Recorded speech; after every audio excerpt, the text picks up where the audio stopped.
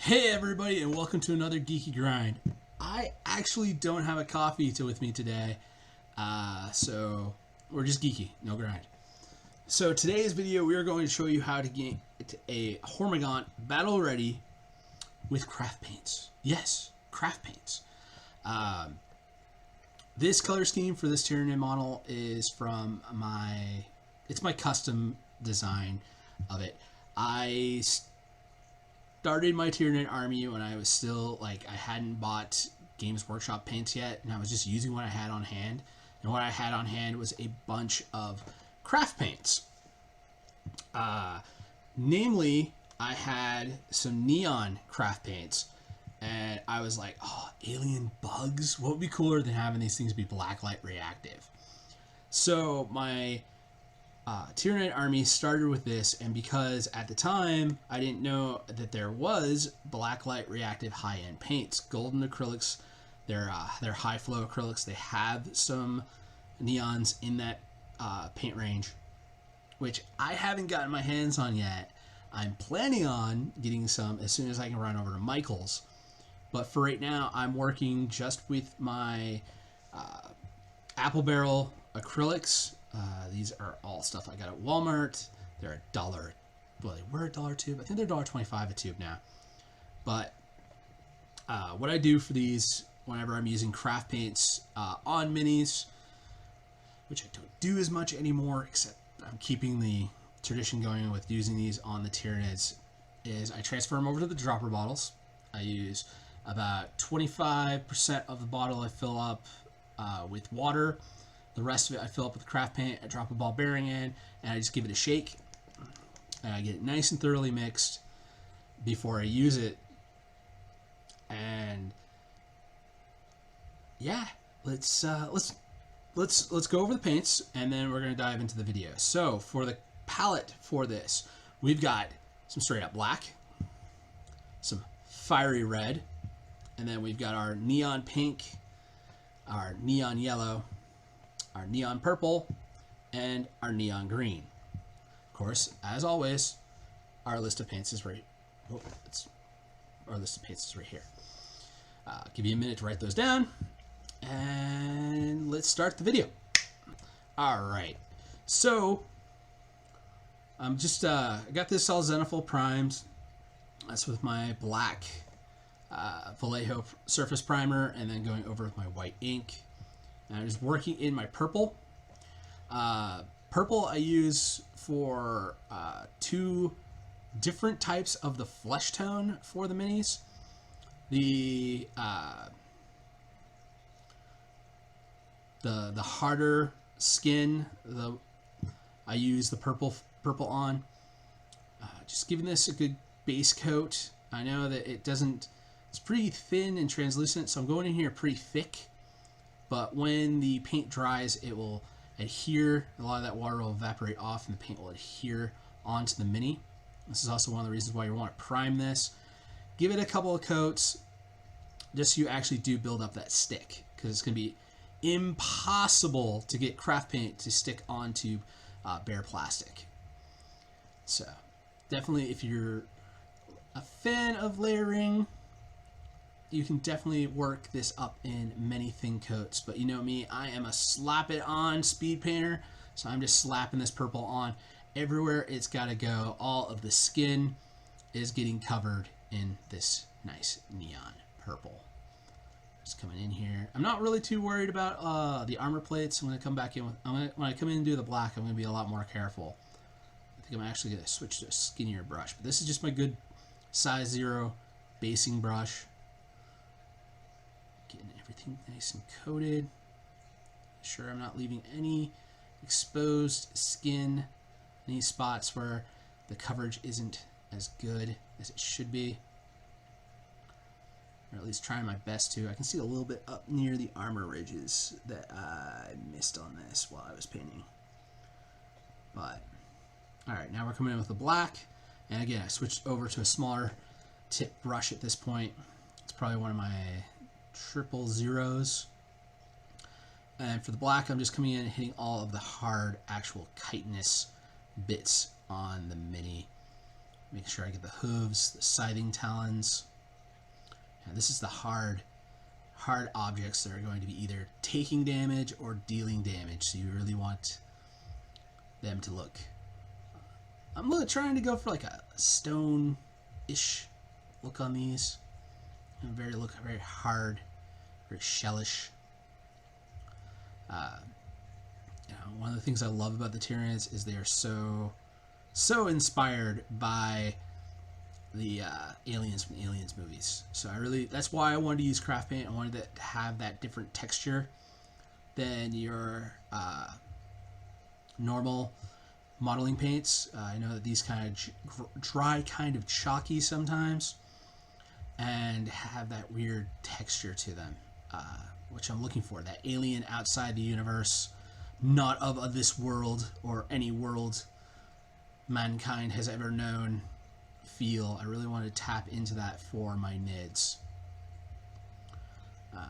It's also why I'm using blacklight reactive paint. I figured these glowing alien bugs would look so cool on a tabletop, but the problem is you can't really play under a blacklight. So it's more just that vibrancy that this purple has, that really sickly alien tone. And when it contrasts with that black being so glossy and dark, it just really adds to it. Now, normally, on my smaller minis, my gaunts, gene stealers, and gargoyles, I won't do anything extra to the blue. To the black, I mean, by adding in some neon blue highlights. But basically, to do those, I just kind of edge highlight the edge of the bone of the armor plates, a little bit of white, and go over with blue. But I'm not going to do this. This is a baseline, baby Hormaguant, just hatched, hasn't really aged up and gotten the bone, the chitin, to actually start to get colorized. I got a lot of head fluff with these things. I really think that how I see the Tyranids is all of them start off as rippers, and then they grow up into either a Hormaguant or a Termagant or a gargoyle, and then they'll evolve from there. They'll go into becoming a gene stealer, which will become a primarch, or they can grow larger and become like the horospecs and other slashing and shooting bugs. Or you might get a gargoyle that becomes a winged hive tyrant or a harpy or a crone. But that's really I don't see them being just grown as being one thing. I see it more as the hive needs them to be something, they become that something. They'll go through a little metamorphosis, much like the aliens from Aliens movies. It really has colored my personal idea of the lore. And you can see here, I'm just coming in with the purple. I'm touching back up any areas where there was some bad coverage, going in with another layer, because you can really see how that as it dries, it really does pull away from the edges, almost like a contrast paint. And I really wanted to go in and really make a good coat. All right. Had a lot of people ask me about my Tyranid bases that I'm going in here with the yellow and covering. Basically, that is just some styrofoam balls. They sell them at the Dollar Tree around Christmas time as a little decorative snow. Flock for setting up little dioramas for Christmas time. What I used to do with these is I used to actually just mix up the neon paint and some PVA glue on the balls, and I would just slop that on and then spray it out with a palette knife. But I didn't really like how that looked when I came back in and put a wash over it, because I'd always have to come back in and paint again, and it didn't look as natural to me. So I was trying with this one, seeing what a zenathal highlight would look like, doing it as part of the priming step, and then coming in with this yellow and letting the yellow dry and become translucent. I was really impressed with how this looked at the end after I did that step, and it really allowed me to have some natural dark shadows and white highlights on this paint. So I'm thinking from here on out, that's actually how I'm going to be doing these bases, is just